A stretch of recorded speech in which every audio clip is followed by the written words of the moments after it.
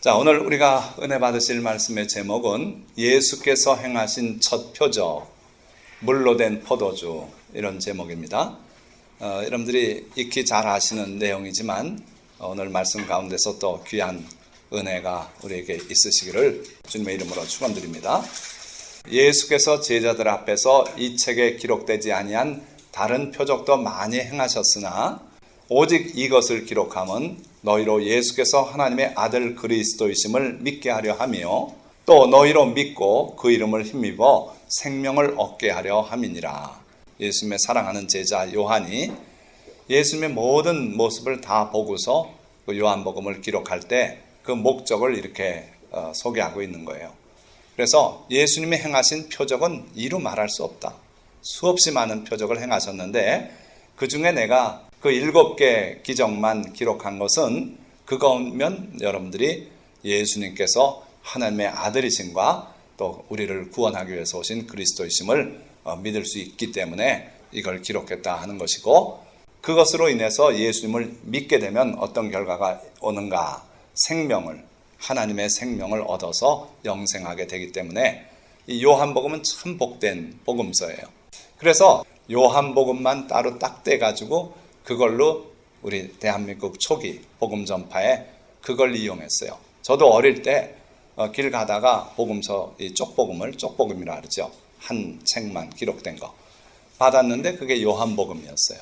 그래서 요한복음만 봐도 3장 16절 하나님이 세상을 이처럼 사랑하사 독생자를 주셨으니 해가지고 그 내용만 봐도 구원에 이를 수 있는 그런 아주 핵심적인 내용들이 참 많죠.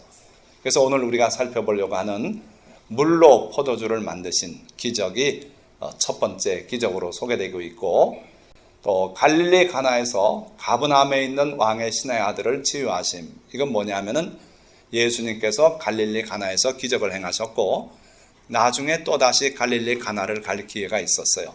갔더니 거기에 왕의 신하가 찾아와서 자기 아들이 병들었다고 고쳐달라고 간청을 합니다. 그때 예수님께서 분명히 갈릴리 가나에 계시면서 따로 떨어져 있는 왕의 신하의 아들을 고쳐주셨어요. 다른 어떤 기적보다도 이렇게 시간 공간을 초월해서 죽어가는 사람을 치유하신 그 놀라운 기적이죠. 또 예루살렘을 방문하셨다 거기에 38년이나 된 오랜 병자를 보고 가셔서 그를 치유하시는 그런 기적을 베푸셨고요. 그리고 오병이어로 5,000명을 먹이신 그런 기적이 네 번째로 기록되어 있고, 또 풍랑이는 바다 위를 걸어서 물 위로 걸어오신 예수님의 모습이 기록되어 있죠. 물고기 2마리, 보리떡 5덩이, 여기서 어떻게 5,000명을 먹이고 12바구니를 남도록 거둡니까? 그거는 무에서 유를 만들어내시는 하나님, 창조주 하나님의 권능이죠. 그리고 바다 위를 걸어온다는 것은 물리적 법칙을 다 초월하신 그런 전능하신 하나님의 모습을 여기서 보여주고 있고요. 또 날 때부터 맹인된 사람을 보게 하시지 않습니까? 거기다 진흙을 이겨서 바르고 그러고 씻으라 그래서 그가 씻고 보게 되는 그런 놀라운 창조의 주님이신 걸 우리에게 보여주고 계세요. 그리고 죽어서 장사한 지 나흘이나 돼서 썩은 냄새가 진동하는 나사로를 주님이 또 살려내지 않습니까? 그러니까 이 7가지 기적이 이것만 봐도 예수님께서 하나님의 아들이시고 그리스도이시다 하는 걸 여러분들이 믿을 수 있기 때문에, 그리고 그걸 믿게 됨으로써 영생을 얻을 수 있기 때문에 이걸 기록했다 그랬죠. 그러시고 그 사도 요한은 이런 말을 덧붙여요. 예수께서 행하신 일이 이외에도 많으니 만일 낱낱이 기록된다면 이 세상이라도 이 기록된 책을 두기에 부족할 줄 아노라. 예수님이 행하신 그 많은 일 다 일일이 기록한다면 세상조차도 그 책을 감당하기 어렵다. 이렇게 많은 기적을 행하셨다. 그러나 이것만 여러분들이 봐도 예수님이 하나님의 아들이신 걸 믿을 수 있다 하는 거죠. 기적은 7개만 기록하고 나머지는 뭘로 채웠는가? 요한복음은 말씀에 관한 책이에요. 그래서 그 1장 1절에 이렇게 말씀하고 있죠. 태초에 말씀이 계시니라. 이 말씀이 하나님과 함께 계셨으니 이 말씀은 곧 하나님이시니라.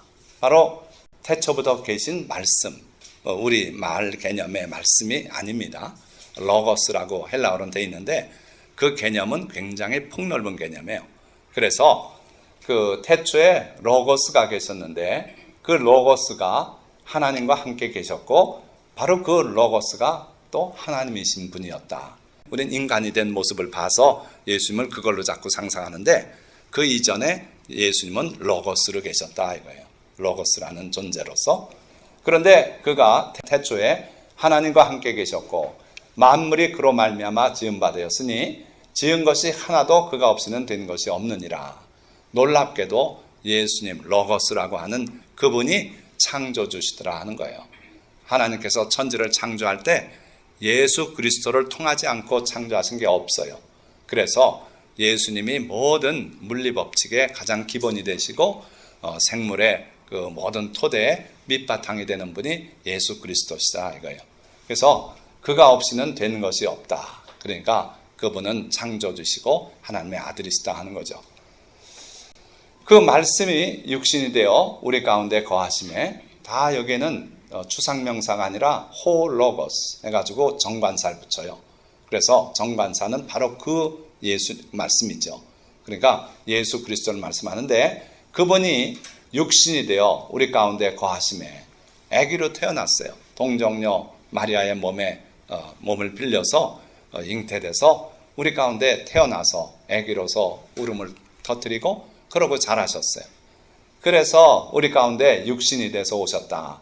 이게 은혜예요. 하나님께서 우리 인간을 창조만 하시고 내버려 두질 않으시고 우리 삶에 직접 오셨어요. 그래서 우리가 그의 영광을 보니 아버지의 독생자의 영광이요 은혜와 진리가 충만하더라. 예수님의 그 생애를 내가 목격하고 3년 반을 따라다니며 봤는데 아버지의 독생자의 영광이 그에게 있더라. 그러니까 하나님의 그 권능, 능력이 그에게 있었고 그리고 은혜와 진리가 충만하더라. 그분에게는 은혜가 있더라는 거예요. 그래서 우리가 자격이 없는데도 불구하고 건져주시고 치료해주시고 죽은 자를 살려주기도 하시고 그런 은혜를 베푸시고 그분이 하시는 모든 말씀은 다 진리더라 이거예요. 그래서 거짓 선생들이 가르친 그 내용과 다른 참 진리를 우리에게 전해주셨다 하는 거죠.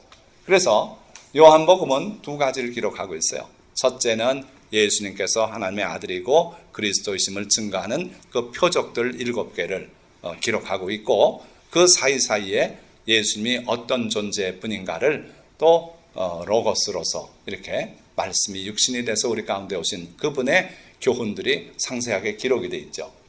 자, 그런데 오늘은 이제 그 중에 첫 번째 기적을 우리가 함께 살펴보고 은혜를 받고자 하는 겁니다.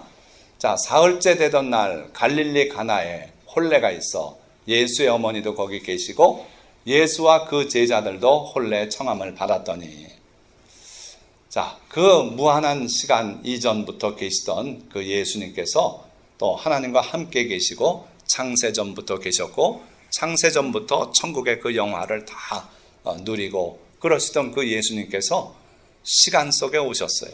공간 속에 오셨어요. 그래서 사흘째 되던 날 이건 시간을 따지는 거 아닙니까? 그 시간의 제약 속으로 오셨어요.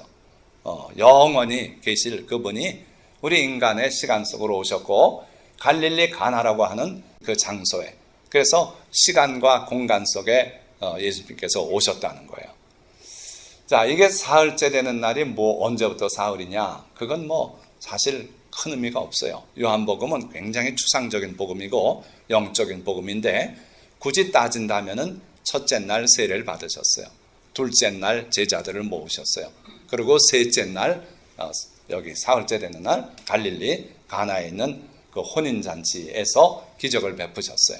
그러나 그게 정확히 첫째 날, 둘째 날, 셋째 날 이렇게 되리라는 건 아니에요. 매우 영적인 복음서이기 때문에 그렇습니다.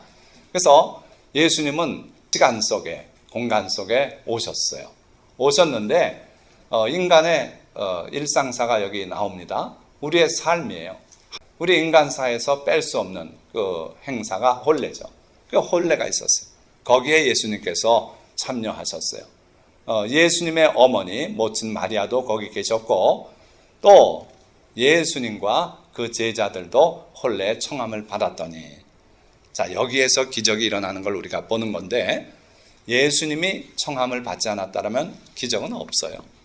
예수님이 거기 계셨기 때문에 기적이 일어난 겁니다. 그래서 우리도 우리의 일상사에 늘 예수님을 모시는 버릇을 해야 돼요.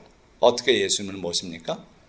거기서 누가 대표로라도 감사기도 하는 거예요. 그러니까 바베큐 파티라도 열려면 거기에서 자 우리 기도하고 식사하자 그러고 누가 대표로 감사하고 이렇게 하면 하나님을 모시는 거고 예수님을 모시는 거죠. 그래서 우리 일상사에 늘 우리가 예수님을 모시고 하나님을 모시고 사는 그런 습관이 필요해요. 자, 그런데 유감스럽게도 포도주가 떨어진지라 그랬어요. 여러분들 우리 한국 관습은 결혼이 짧지요. 짧게 하고 나가서 부부가 이제 신혼여행도 가고 그러는데 이 팔레스타인의 결혼식은 잔치만 일주일가량 벌리는 그런 결혼식들이었어요. 그러니까 포도주를 충분히 준비를 했어야 되는데 그리고 또 그렇게 하지요. 그런데 예상외로 손님들이 많이 왔든지 그렇지 않으면 또는 이 결혼하는 신랑 신부 쪽이 그렇게 부유하지 못해서 간당간당 준비했는지 모르겠어요. 어떻든 결론적으로는 포도주가 떨어졌어요. 굉장히 곤란한 처지가 됐죠. 우리가 살다 보면 이런 일들을 당한다 이거예요. 예상 못한 어려움 속에 우리가 놓여질 때가 있어요. 그때 예수님의 어머니가 예수에게 이르되 저들에게 포도주가 없다 이렇게 정보를 주었어요. 무슨 뜻이 담겨 있습니까? 예수님의 어머니 모친 마리아가 예수님께 저들에게 포도주가 없다. 이게 참 안 됐다는 거죠. 동정심 어린 얘기를 하는 거예요. 그러면서 자기 아들 예수가 뭔가 저들을 위해서 해줄 수 있다는 생각을 가지고 그러고 접근해 와서 그런 말을 하는 것 같아요. 왜 그러냐면 뒤에 내용을 보면 그래요. 자, 요즘 우리 대한민국을 놓고 헬조선이라고 하는 용어가 많이 유행하는 것 같아요. 2010년에 이 단어가 처음 쓰였다 그래요. 그래가지고 대한민국의 상황이 지옥 같다. 그래서 뭐 불타는 반도라고도 하고 헬조선이라고도 하고 막 이러는데 물론 공감이 가는 부분도 많이 있습니다. 그러나 또 지나치게 부정적으로 보는 건 또 문제가 있다고 봐요. 자, 어떻든 우리가 사는 세상은 헬조선이든 아니든 도덕과 강도를 만난 세상이라고 주님은 우리에게 말씀하고 있는 거예요. 예수님께서 요한복음에서 도둑이 오는 것은 도둑질하고 죽이고 멸망시키려는 것뿐이요 인자가 온 것은 양으로 생명을 얻되 더욱 풍성히 얻게 하려 함이라 이렇게 말씀하고 있어요. 그러니까 예수님이 오시기 전에 예수님이 계시지 않는 세계는 도둑 만난 세상이고 강도 만난 세상이다 이거예요. 그래서 우리에겐 질병이 있습니다. 원치 않는 암도 있고 가난도 있고요. 죽음도 있고 절망도 있어요. 지금 심해지고 있는 빈부 차이 또 그것 때문에 거기에서 느껴지는 상대적인 빈곤감 이것 때문에 괴로워하는 사람들 많아요. 옛날 우리 어려울 때 생각하면은 지금 모든 삶이 다 복되죠. 그래서 나이 드신 분들은 다 그런 생각을 해요. 야 옛날 생각하면 너희들 다 복되다. 복받은 줄 알고 살아라. 그런 얘기를 하지만 젊은 층들은 그렇지 않아요.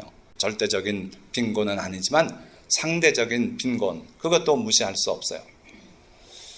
그리고 점점 더 벗어나기 힘들어지는 가난의 굴레가 있지 않습니까? 옛날 같으면 개천에서 용난다는 말을 많이 하지요. 열심히 해라. 개천에서 용난다.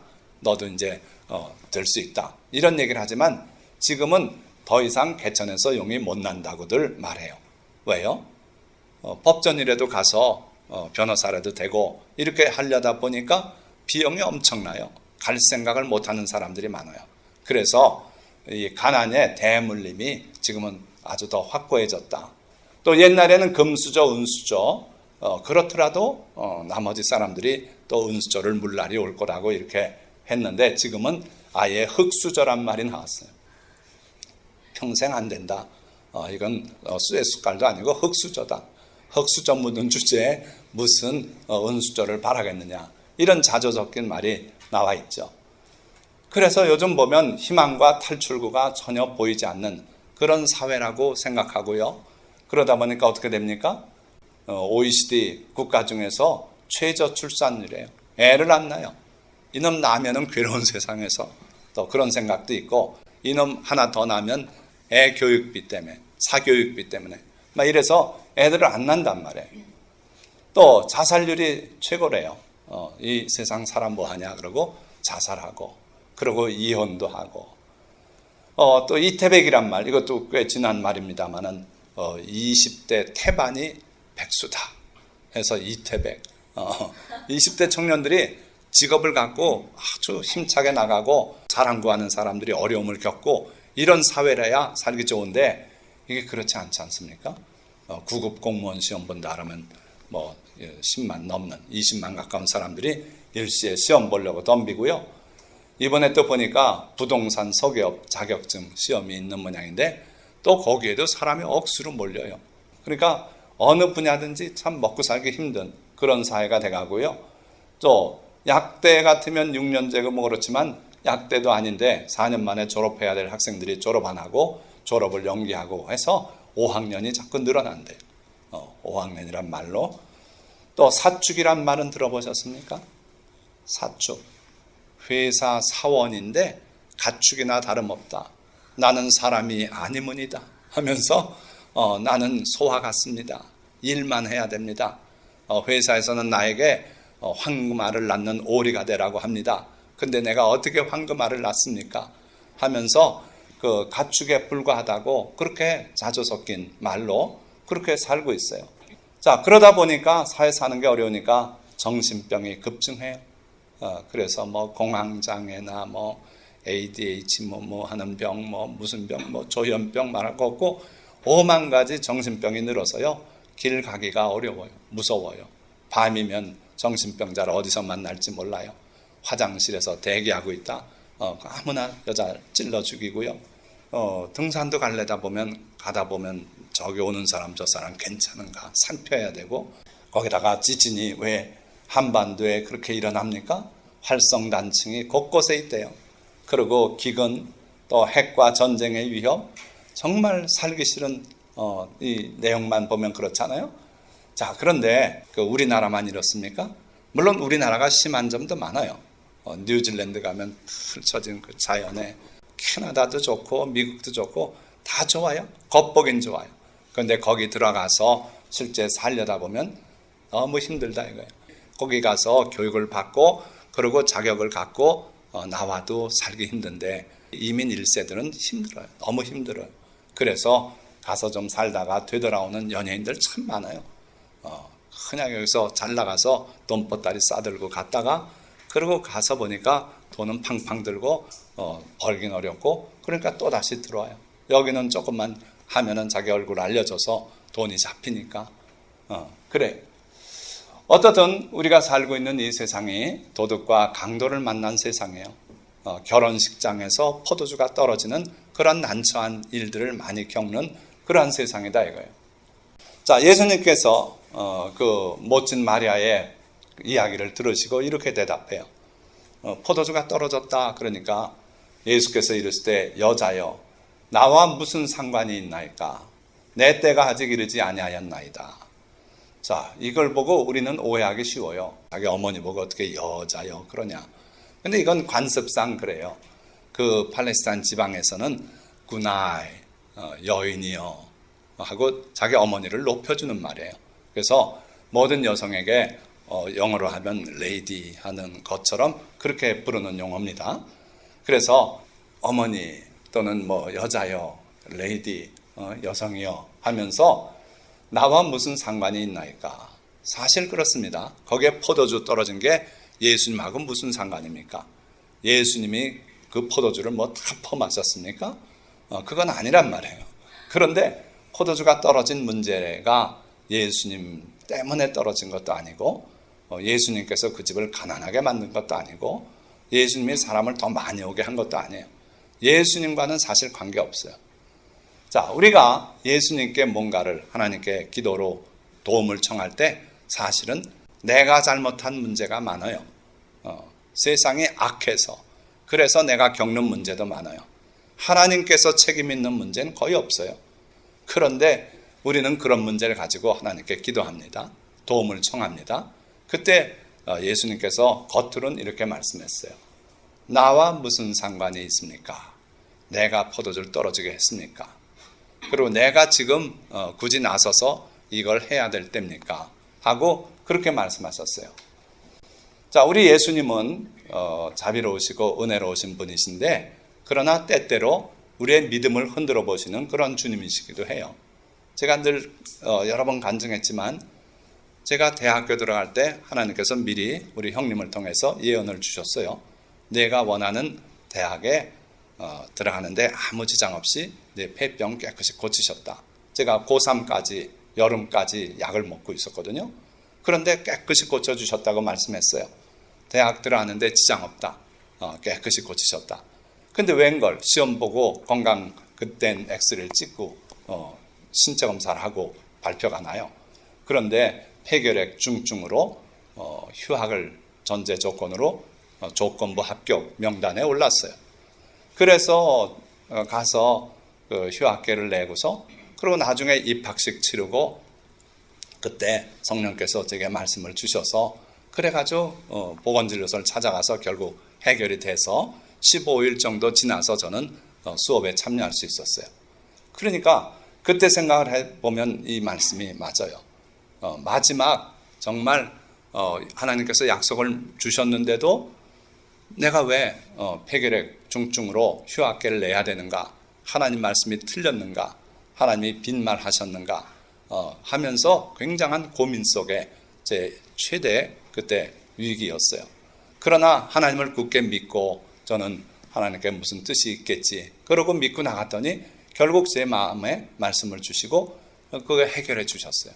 그러니까 하나님께서는 믿음을 마지막 순간에 나무에 올려놓으시고 흔들어요. 떨어지게 할 듯이. 그러나 결국 우리 믿음의 확실한 모습을 보시고는 크게 복 주시는 분이 주님이시라는 거예요. 아브라함도 그렇게 시험하셨어요. 내 사랑하는 아들, 그 외아들 이삭을 번제로 바쳐라. 그때 아브라함이 결국 그 번제로 바치라는 하나님의 말씀을 실천하려는 모습을 보일 때 천사가 그 아이에게 손대지 말라고 하시고 큰 복을 허락하셨어요. 그러니까 우리 주님은 믿음을 흔들어 보시는 분이에요. 한 번은 예수님께서 이스라엘의 저 끝이라고 할 수 있는 두로와 시돈 지역으로 나가셨어요. 그리고 어느 집에 들어가서 계셨는데 한 여인이 찾아와서 예수님 앞에 무릎 꿇고 간청을 합니다.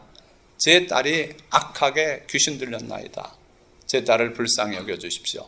그때 예수님께서 내가 이스라엘의 잃어버린 양 외에는 보내심을 받지 않았다 하면서 자녀의 떡을 들어서 개에게 던지는 게 마땅하지 않다. 그러면서 이 이방 여인이니까 그 여인을 개로 취급하셨어요. 표현하셨어요. 그런데 이 여인이 거기서 분노하고 돌아서지 않고 주여 올소이다. 그러나 개들도 주인의 상에서 떨어지는 부스러기는 먹습니다 하면서 부스러기 은혜라도 제게 허락해달라고 그렇게 간청할 때 예수님께서 여인아 내 믿음이 크도다. 내 말한 대로 될 것이다. 그렇게 해서 그 딸에게서 귀신이 그 순간 나갔다 그랬어요. 그러니까 우리 예수님은 귀한 은혜를 주실 때 그냥 값없이 막 뿌리고 다니질 않아요. 예수님께 나와서 간절히 청할 때 예수님께서 때로는 심한 그런 말씀도 하시면서 믿음을 흔들어 보시고, 그리고 끝까지 주님께 매달릴 때 주님께서 그 은혜를 베풀어 주시는 그런 분이시더라는 거예요. 자, 그러니까 내 때가 아직 이르지 아니하였나이다 하면서 아무 일도 안 할 것처럼 그렇게 대답하시니까 그의 모친 마리아가 하인들에게 이르되 너희에게 무슨 말씀을 하시든지 그대로 하라. 예수님을 잘 아는 어머니 아닙니까? 그래서 그 하인들에게 예수님께서 뭐라고 하시든지 너희가 그대로 해라. 너희가 이해가 안 되는 부분이 있더라도 순종해라. 그러니까 예수님께서 뭔가 해주실 걸 마리아는 믿고서 이 명령을 하는 거예요. 자, 우리도 마리아를 본받아야 돼요. 그러니까 우리 예수님께서 그에게 청하는 모든 사람들에게 온전하게 거절한 적이 없어요. 시험 삼아 그런 말씀은 하셔도 예수님의 마음은 우리에게 뭔가 주기를 원하시는 분이다 이거예요. 자, 여러분들도 이 강도 만난 세상을 우리가 같이 살아가는데 여기서 이기시려면은 어떻게 해야 된다고요? 너희에게 무슨 말씀을 하시든지 그대로 하라. 이걸 명심하세요.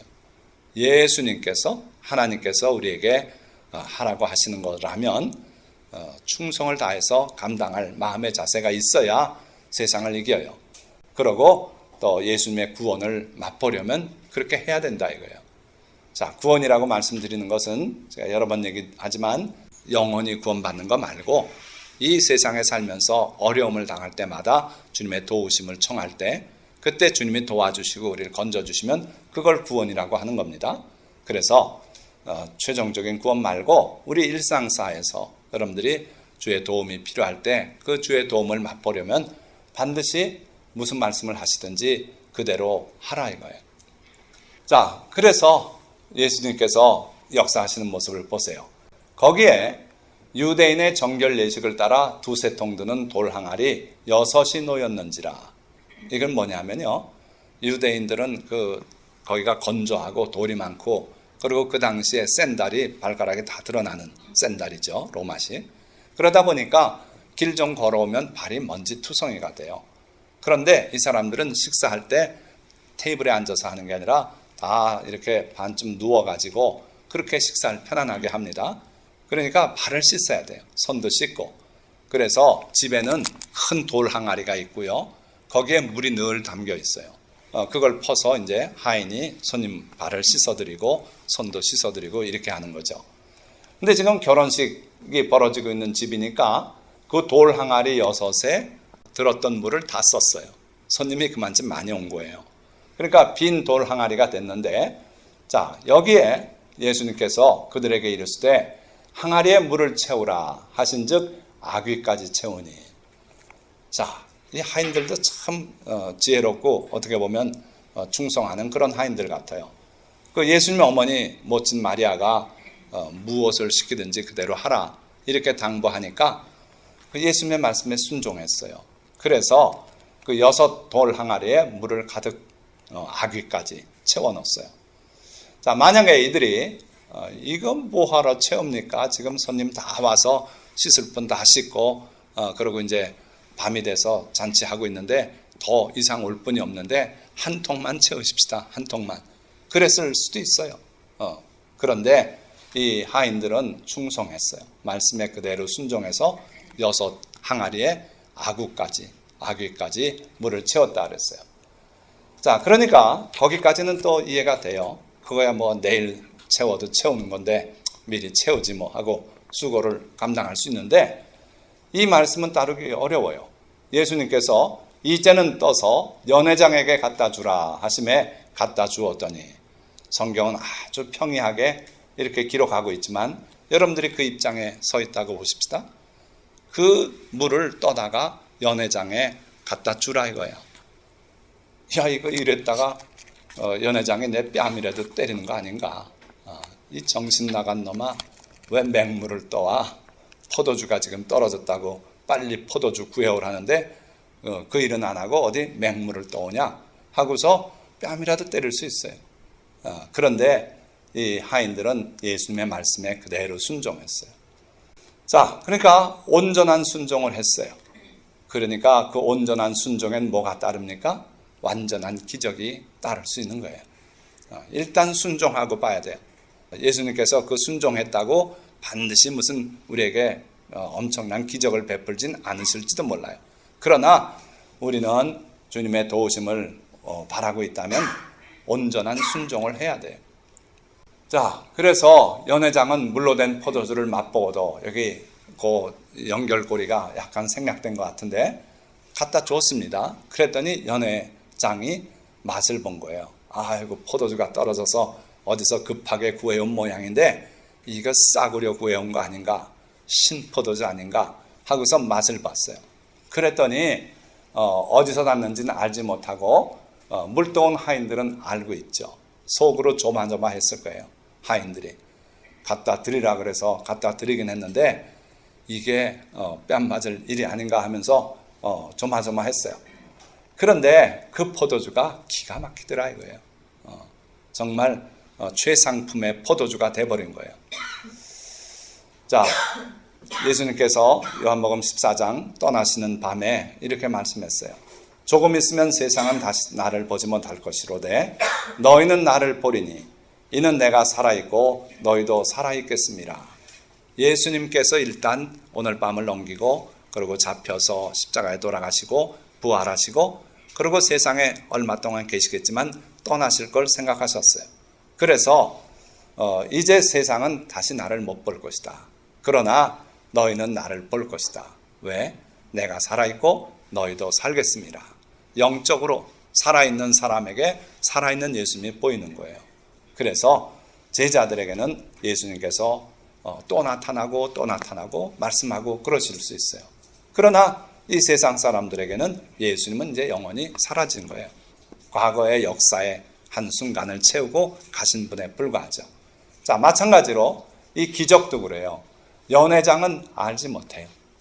거기에 무슨 일이 일어났는지 전혀 몰라요. 그러나 그 순종하고 물 떠다 넣고 또 떠다 드리고 했던 하인들은 알더라 이거예요. 그러니까 여러분들도 정말 깊은 영적 체험을 하고 싶으시면 이 하인들처럼 주님의 말씀에 순종하셔야 돼요. 많은 성경 말씀들이 있어요. 그 중에 어느 하나라도 물론 다 순종하고 지켜야겠지만 어느 하나가 지금 당면에서 내 앞에 놓여 있고 내가 그 일을 해야 될지 말아야 될지 할 때 그 말씀을 택하세요. 그 말씀대로 순종하면 이런 기적을 체험할 수 있어요. 주님께서 여러분들을 사랑해서 놀라운 기적으로 여러분들을 인도해 주실 줄 누가 알겠습니까? 그러니까 우린 순종하고 볼 일이다 이거예요. 자, 그래서 연회장이 신랑을 불렀어요. 말하되 사람마다 먼저 좋은 포도주를 내고 취한 후에 낮은 것을 내거늘 그대는 지금까지 좋은 포도주를 두었도다. 얼마나 감동이 되는지. 포도주가 다 떨어졌는데 조마조마한 상태에서 구해왔는데 그 구해온 포도주가 기가 막히더라 이거예요. 그래서 신랑을 불러서 칭찬까지 해요. 그러니까 우리 주님이 이루시는 기적, 우리에게 베푸시는 은혜는 놀라운 은혜예요. 완전한 은혜예요. 제가 미생물을 가르치는 교수 생활을 하면서도 늘 빼지 않고 가르쳤던 게 결핵입니다. 결핵을 내가 깊이 체험했기 때문에. 그런데 결핵은요, 젊어서 많이 걸려서 요절하는 분들 많아요. 이전에 유명한 가수도 그렇고 시인도 그렇고 결핵으로 세상 떠난 분 많아요. 조영기 목사도 젊어서 세상 떠날 뻔하다 하나님의 은혜로 그렇게 목사가 된 분입니다. 한경직 목사도 그렇고요. 그 유명한 분들이 결핵으로 많이 그래요. 그런데 저 역시 젊어서 학생일 때 결핵을 앓으면서 하나님께서 고치셨다는 걸 믿는데 어떻게 믿냐면 하나님께서 완전하게 고치셨다 이거예요. 그래서 다른 사람들 같은 때 20대 앓았다가 50대 가서 재발하는 율이 굉장히 높아요. 결핵이 뭐냐 하면은 결핵균이 있으면 그 주변을 신체가 반응해서 석회질로 싸버려요. 그렇지만 그 안에 결핵균이 있어요. 그랬다 나중에 결핵균이 거기서 터뜨리고 나오면 재발하는 거예요. 그래서 50대 가서 재발률이 굉장히 높은 질환이 결핵이에요. 그런데 제 병 같으면 하나님께서 온전히 고치신 거예요. 그래서 50대 아니라 60대 아니라 70대 내가 세상을 떠날 때까지 주님께서 온전하게 치료하신 거죠. 예수님은 수가성의 우물가에서 한 여인을 만나서 하신 말씀이 이런 말씀이 있어요. 내가 주는 물은 그 속에서 영생하도록 솟아나는 샘물이 되리라. 내가 주는 은혜는 일시로 은혜가 있고 그 다음에 소멸되고 또다시 목이 가래서 헤매고 이게 아니다 이거예요. 내가 주는 물은 그 속에서 영생하도록 솟아나는 샘물이 되리라. 얼마나 놀라운 말씀 아닙니까? 이 말씀 듣고 여인이 그 물을 내게 주소서. 그랬더니 예수님께서 그럼 네 남편을 데려와라. 그래가지고 연결이 되지 않습니까? 그래서 저는 남편이 없습니다. 그래, 네 남편이 없다는 말이 맞다. 네가 지금 5번째 남자 살지만 그 남자도 내 남편이 아니다. 그러니까 이 여인이 놀래서 주는 선지자십니다. 이렇게 말하면서 결국 주님을 받아들여요. 그러니까 예수님께서 주시는 그 모든 은혜는요, 놀라운 은혜예요. 놀라운 은혜예요. 예수님은 한시적인 은혜가 아니라 우리에게 영원토록 미치는 은혜를 주시는 분이에요. 예수님께서 떠나시는 밤에도 그렇게 말씀했어요. 평안을 너에게 끼치노라. 내 평안을 너에게 주노라. 내가 주는 것은 세상이 주는 것과 같지 아니하다. 그러니 두려워하지도 말고 염려하지도 마라. 예수님께서 떠나시면서 정말 제자들에게 자기의 평안을 끼쳐주고 떠나셨어요. 그래서 일시로 예수님 잡힐 때 도망가고 난리 부렸지만 그러나 다시 그들이 회복된 후에는 예수님을 위해서 온 세상 끝까지 갔고 목숨을 내놓고 순교하고 그랬어요. 그들 마음속에 흔들림 없는 평안을 가지고 있었기 때문에 그러니까 여러분들에게도 동일한 은혜를 주님은 주시길 원해요. 주님의 평안, 주님이 가지고 있는 그 평안이 얼마나 큰 평안이겠습니까? 하나님의 아들로서의 평안이니 그 평안을 우리에게 주시겠다는 거예요. 그래서 예수님의 그 은혜는 일시적인 게 아니다. 영원한 것이고 갈수록 더한 것이다. 내가 그 학생 때 받은 은혜들이 세월이 갈수록 자꾸 새록새록 커져요. 아, 주님께서 그때 그런 일을 하셨고 그게 기억이 떠오르고 그러면서 제가 마지막 노년기를 지금 이렇게 살고 있는 거예요. 자, 예수께서 이 첫 표적을 갈릴리 가나에서 행하여 그의 영광을 나타내심에 제자들이 그를 믿으니라. 자, 이 첫 표적이라 그랬어요. 아까 서두에서 말씀드렸지만 요한복음에 7개의 표적이 기록이 되어 있어요. 그 중에 첫 표적이에요. 자, 이것을 사실 어떻게 보면 굉장히 우스운 표적일 수도 있어요. 마술사 아니냐 이거. 마술사도 그 정도는 한다. 그런데 그거 아니고 예수님이 하신 거는 창조주로서 하신 거예요. 정말 H2O, 물이 C2H5OH, 에탄올로 바뀐 거예요. 이건 정말 뭔가 이렇게 속임수로 한 게 아니라 실제적인 창조를 하신 거예요. 무에서 유를 만들어내는 그런 능력으로 하신 거예요. 그래서요, 이게 예수님께서 하나님의 아들이시고 창조주라는 그러한 표적이에요. 그의 영광이에요. 예수님께서 육신을 입고 이 땅에 와 계셨지만 그분은 여전히 하나님의 아들이었고 그분이 하시고자 하면 창조주로서 하셨던 그 일을 얼마든지 하시는 분이에요.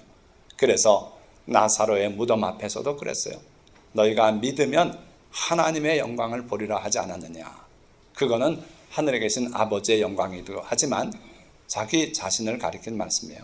예수님은 하나님이셔요. 하나님의 아들이시고 동일한 하나님이세요. 그래서 내가 이제 하나님의 영광을 보여주마. 사람이 할 수 없는 일을 보여주마. 죽어서 나흘 돼서 구더기가 끓고 있고 썩은 냄새가 나는 이 사람을 내가 살려내마 하고 나사로야 나오라 해서 그가 나왔어요. 그야말로 하나님의 아들의 영광을 그렇게 나타내셨는데 여기서도 그거예요. 그의 영광 뭡니까? 하나님의 아들의 영광이고 창조주의 영광이에요. 그래서 예수님은 우리가 쉽게 대할 분이 아닙니다. 예수님의 이름조차도 예수 자꾸 그러는데 그거 옳지 않아요. 자기 아버지 이름 갖다 대고 막 그렇게 부릅니까? 서양 사람들은 그럴지 몰라요. 그러나 우리 같으면 적어도 예수님이라고 불러야지. 근데 찬송도 보면 예수 믿는 것은 받은 증거 많도다. 은혜로운 찬송이긴 합니다만은 어디 함부로 예수 불러요. 예수님 해야지. 하나님께서도 그러지 않았어요? 십계명의 세 번째로 내 이름을 망령되이 일컫는 자를 죄 없다 하지 아니하리라. 하나님의 이름 야훼라고 하는 그 이름을 우리가 이유 없이 막 불러도 안 되고 쉽게 불러도 안 된다 이거예요. 그래서 유대민족들은 늘 야훼라고 하는 그 네 자가 나올 때는 가서 손 씻고 성경 복사할 때 말입니다. 필사할 때 그러고 기도하고 와서 그걸 썼다 그래요. 그러고 읽을 때는 항상 야훼라고 안 읽고 아도나이라고 읽어요. 그렇게 하나님의 이름을 존귀히 여겨요. 예수 그리스도의 이름도 그렇습니다. 예수님, 그 예수라는 글자를 우리가 쉽게 생각하면 안 돼요. 그분은 하나님의 아들이시고 창조주인 분이에요. 자, 이 기적 구약을 기록한 내용 중에 저는 참 다행이라고 생각하는 것은 예수님께서 그 포도주 부대에다 물을 채우라고 안 하셨어요. 잔치를 벌이기 위해서 포도주를 미리 준비했을 거 아닙니까? 당시에는 포도주를 어디다 넣냐면 염소나 양을 잡으면 통째로 그 가죽을 말려가지고 묶어가지고 한쪽 부분에 포도주를 들어붓고 이렇게 매달아 놓는 그런 방식으로 포도주를 저장했어요. 그러면 발효가 덜 된 포도주가 이산화탄소를 발생하면서 점점 불어나면 이 가죽이 커져요. 그러다 가죽이 오래된 가죽까지는 터져버려요. 그래서 예수님께서는 새 부대에 새 포도주를 담으라 그랬어요. 아직 발효가 완전히 안 끝난 새 포도주는 새 가죽에 넣어야만 이게 팽창을 견뎌요. 오래된 포도주는 이제 발효가 다 끝났기 때문에 낡은 가죽에 넣는 거예요. 그 말씀을 하셨어요. 어떻든 포도주를 그렇게 가죽 부대에 넣었는데 여기에 포도주를 다 쓰고 남은 그 가죽 부대들이 있지 않겠습니까? 저 같으면 쉽게 거기다 물을 채우라 그랬을지 몰라요. 남은 포도주 좀 어떻게 섞여서 포도주처럼 돼 보이게. 그런데 예수님은 그렇게 안 해주셨고 공개적인 열린 돌 항아리에 물을 부으라 그랬어요. 거기는 포도주 한 방울도 안 들어간 거예요. 온전히 물이에요. 그런데 그게 포도주가 됐어요. 예수님께서 그렇게 하신 게 참 저는 잘한 일이다 이렇게 생각해요. 포도주 부대에다 부어가지고 포도주 됐다면 그거 포도주 남은 게 좀 있어가지고 물 좀 섞여서 희석된 포도주인데 술들이 취해가지고 정신없어서 그걸 포도주인 줄 알고 먹었다고 이렇게 해명할 사람들이 있어요. 성경에 기록된 모든 기적을 다 부정해요. 과학적으로 입증할 수 없는 것은 그건 우하고 옛날 얘기다. 그래서 홍해를 건넜던 것도 그거 다 그냥 갈대밭 사이로 걸어간 것이고 그렇게 해명하는데 그렇지 않아요. 예수님께서 하신 이 기적은 확실한 하나님의 아들로서의 표적이에요. 자, 예수님께서 마지막 날 밤에 또 이런 말씀하셨어요. 기도를 하시기 시작하는데 제자들을 위해서 기도했어요. 또 후대에 예수님을 믿게 될 사람들을 위해서 기도했어요. 뭐라고 하셨습니까? 아버지께서 내게 하라고 주신 일을 내가 이루어 아버지를 이 세상에서 영화롭게 하였사오니 아버지여 창세전에 내가 아버지와 함께 가졌던 영화로서 지금도 아버지와 함께 나를 영화롭게 하옵소서. 창세전에 예수님이 누렸던 가졌던 그 영화, 그 영광스러움으로서 나를 영화롭게 해달라고 그렇게 기도했어요. 우리 예수님은 창세전에 하나님과 함께 계셨던 그걸 다 기억해요. 하늘에 올라가서 하나님을 본 자가 없으나 하늘에서 내려온 인자 외에는 아무도 하나님을 본 자가 없다 그랬어요. 예수님은 아버지와 함께 계셨다 이 땅에 오신 분이에요. 그래서 그 창세 전부터 가지고 있던 그 영화 그걸 우리에게 보여주신 거예요. 물로 포도주를 만드신 게 바로 그런 성질의 기적이었다 이거예요. 그래서 그분은 창조주시다 하는 걸 우리가 기억해야 됩니다. 자, 말씀을 맺겠습니다. 예수님은 창세 전부터 하나님의 아들로 아버지와 함께 계셨고 만물이 그로 말미암아 창조되었어요. 참 놀라운 분이에요. 예수님은 우리를 죄에서 구원하기 위하여 육신이 되어 이 땅에 오셨어요. 아까 예수님의 말씀하신 내용처럼 그들이 죄를 짓고 죽는 게 나하고 무슨 상관이 있습니까? 그렇게 생각하셨다면 안 오셨을 거예요. 우리가 우리 스스로 죄를 지어서 죄값으로 하나님께 분리되고 나중에 지옥으로 갈 수밖에 없는 거 그게 예수님 문제입니까? 예수님과 상관없어요. 우리가 당해야 될 문제예요. 그러나 예수님은 창세 기사에도 보면 잠언에 그런 내용이 나와요. 그가 지혜로서 하나님과 함께 계셨고 그 땅을 창조하고 인간이 살 땅을 만드셨을 때 기뻐했다 그랬어요. 인간을 사랑하셔서 인간이 살 땅을 만들고서 기뻐하셨어요. 주님은 그런 분이에요. 우리를 사랑하신 분이에요. 그래서 우리를 죄에서 구원하기 위하여 육신이 되어 이 땅에 오셨어요. 그리고 갈릴리 가나 혼인잔치에서 자기 영광, 즉 창조주의 영광을 나타내 보여주셨어요. 오늘 이 첫 기사의 내용은 바로 이겁니다. 자, 그런데 우리는 살아가면서 크고 작은 문제들을 만나요.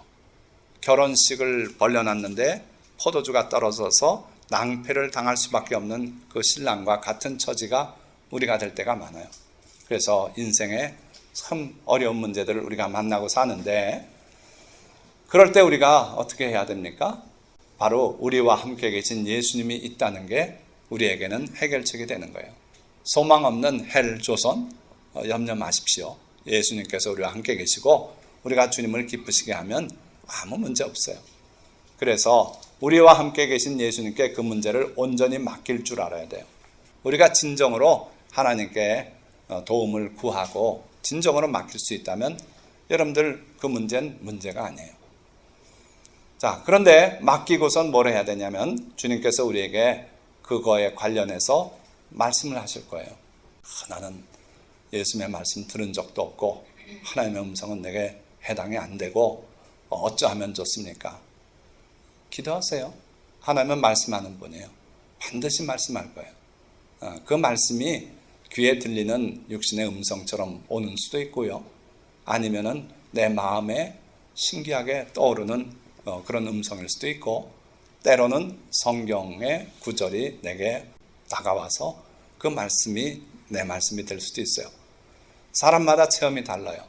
저는 그 후자 두 가지를 체험했어요. 마음속에 말씀을 주셔서 그 말씀 따라 했더니 그 일이 이루어진 일이 있고, 또 성경 말씀을 통해서 많이 역사하셨어요. 그래서 어떤 형태로든 주님이 말씀하시면 거기 순종하시면 돼요. 절대로 순종하세요. 100%. 내게 손해가 돼도 순종하면, 그러면 하나님의 아들이시며 창조주이신 주님께서 그 영광을 우리에게도 보여주시고 우리를 그 어려움에서 건져주실 겁니다. 물론 우리 인간사의 모든 100가지 일이 다 그렇게 해결되진 않을 수도 있어요. 끝끝내 기도했는데도 주님께서 데려가시기도 하고, 내가 그 일을 피하려고 했는데 결국 그 일에 당하기도 하고 그래요.